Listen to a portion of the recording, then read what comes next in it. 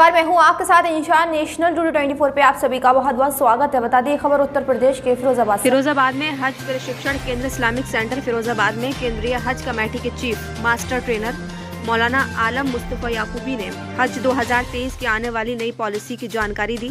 याकूबी ने बताया कि केंद्रीय अल्पसंख्यक मंत्री स्मृति ईरानी आने वाले कुछ दिनों में नई पॉलिसी का ऐलान करने वाली है। हमने इससे पहले कई पत्रों द्वारा हज यात्रियों के हितों को सामने रखते हुए कुछ सुझाव व प्रस्ताव भेजे हैं। इनमें हज यात्री की हज यात्रा आसान और सस्ती और बेहतर हो सकती है। उन सुझावों और प्रस्तावों को हमें उम्मीद है कि आने वाली नई पॉलिसी में जरूर शामिल करेंगी, जिससे हज यात्रियों का संशय दूर हो सके। सुझाव दिया है कि 9 एम्बार्केशन पॉइंट को दोबारा खोला जाए जो कोरोना काल में बंद किए गए थे। हज यात्रियों की आयु के प्रतिबंध को समाप्त किया जाए जो कोरोना काल में 65 वर्ष थी।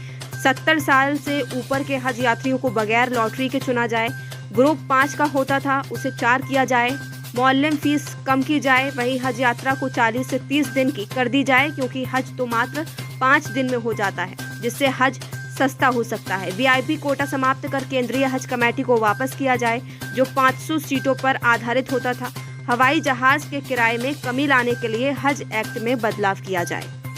और क्या कहा मौलाना आलम मुस्तफा याकूबी ने, देखिए रिपोर्ट इरफान अब्बासी के साथ। और हज यात्रा 2023 को लेकर एक नई पॉलिसी अब लागू होगी जो 5 साल में लागू की जाती है। केंद्रीय अल्पसंख्यक मंत्रालय द्वारा ये पॉलिसी बनाई जाती है और इस पॉलिसी में हज यात्रियों के हितों को सामने रखकर वो पॉलिसी बनाई जाती है। इस बार थोड़ा सा लेट हो गया है, हज आवेदन लेट हो गया है और हज कोटा पहले निर्धारित कर दिया है। सऊदी सरकार ने सारी कोरोना की गाइडलाइंस को समाप्त कर दिया है। अब इस साल फुल कोटा भारत को मिल गया है। 1,75,000 पतित हुआ है और इसमें जो है वो 30% कोटा प्राइवेट समिति को कोटा मिलेगा। आने वाले 1-2 दिन के अंदर ही हज नई पॉलिसी का ऐलान होगा। हज यात्रियों के हितों को सामने रखते हुए मैंने मौलाना आलम मुस्तफा याकूबी चीफ मास्टर ट्रेनर केंद्रीय हज समिति द्वारा कुछ प्रस्ताव और कुछ सुझाव केंद्रीय मंत्री स्मृति ईरानी साहिबा को भेजे थे और उन सुझावों को मुझे लगता है कि नई पॉलिसी में ज़रूर जगह दी जाएगी। और वो प्रस्ताव ख़ास तौर से हज यात्रियों के हितों में थे और वो ये थे कि हमारे 9 एम्बार्केशन पॉइंट जो कोरोना काल में बंद थे वो एम्बार्केशन पॉइंट चालू किए जाएं। दूसरा हमारा पॉइंट था कि 65 साल जो लिमिट कर दी थी एज की वो समाप्त की जाए। 70 साल के जो हज यात्री होते हैं उनको लॉटरी से एग्जम्प्ट किया जाए, कंपेनियन के साथ उनको बग़ैर लॉटरी के चुना जाए। तीसरा हमारा एक सुझाव ये था कि जो हमारी फॉरेन एक्सचेंज होती है, यानी हम जो हज यात्रियों को एक रियाल की शक्ल में पैसे मिलते हैं, वो हर हज यात्रियों को आज़ाद छोड़ दिया जाए और वो अपने इच्छा अनुसार जितने रियाल लेना चाहें वो ले सकें। एक सुझाव ये भी दिया गया है कि हज एक्ट में तब्दीली की जाए और उस तब्दीली के बाद उसमें चेंज करने के बाद ओपन टेंडर जो फ़्लाइट्स का होता है वो ओपन टेंडर किया जाए और ओपन टेंडर करके हज को आसान और सस्ता बनाया जा सकता है। हज बहुत महंगा हो गया है, कोरोना काल की वजह से लगभग 4.25 लाख रुपए का हज था। अब आने वाले दिनों में मुझे उम्मीद है कि अगर ये नई पॉलिसी आएगी तो हज सस्ता होगा।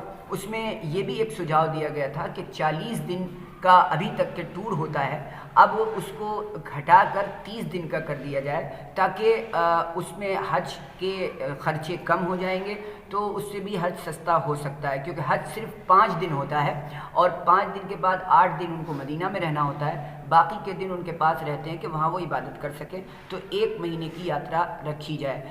और ये भी एक सुझाव रखा गया है कि जो हज सेवक जाते हैं वो प्राइवेट टूर्स और सरकारी प्राइवेट सेक्टर के भी लोगों को 50% जगह दी जाए, 50% सरकारी लोगों को जगह भी। अभी तक 100% सरकारी ही लोग जाते हैं हज सेवक के तौर पर।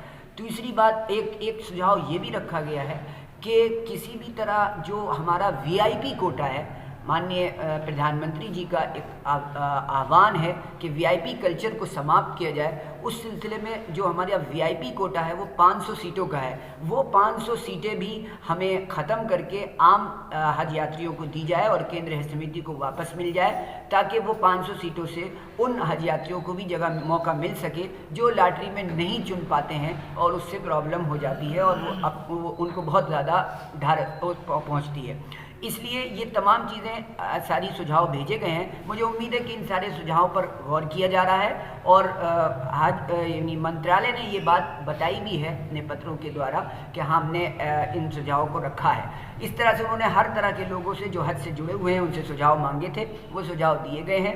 आने वाले वक्त में क्योंकि अगले ही हफ्ते हमारे हज आवेदन भी शुरू हो जाएंगे, इसमें हर एक हज यात्रियों को आपके माध्यम से हमें अवेयर करना है कि हर हज यात्री अपने पासपोर्ट की फ़ोटोकॉपी, अपना पैन कार्ड, जो ग्रुप में 4 लोग जाएंगे तो उनका एक का ग्रुप का जो लीडर होगा उसका पैन कार्ड, और उसके साथ साथ कैंसिल चेक जो बैंक अकाउंट से उसका कैंसिल चेक चाहिए, और उसके साथ साथ आपके 2 फ़ोटो चाहिए जो वाइट बैकग्राउंड्स पर हों, और 2 कोरोना की दोनों डोज़ों के सर्टिफिकेट भी चाहिए। अगर नहीं लगे हैं और 8 महीने गुजर गए हैं तो उनको बूस्टर डोज भी लगवाना पड़ेगी और उसका सर्टिफिकेट भी ज़रूरी है।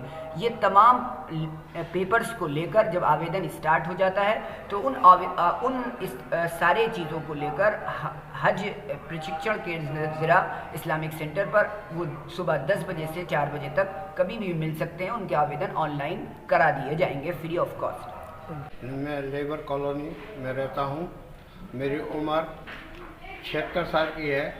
पहले सरकार ने पाबंदी लगा दी थी, 60 साल से ऊपर वाला नहीं जा सकता। अब सरकार ने ये पाबंदी हटा दी है। मुझे बड़ी खुशी हो रही है सरकार की तरफ से कि अब मैं है कि नहीं खुले एजाज़ से है कि नहीं हज करने के लिए जा सकता हूँ।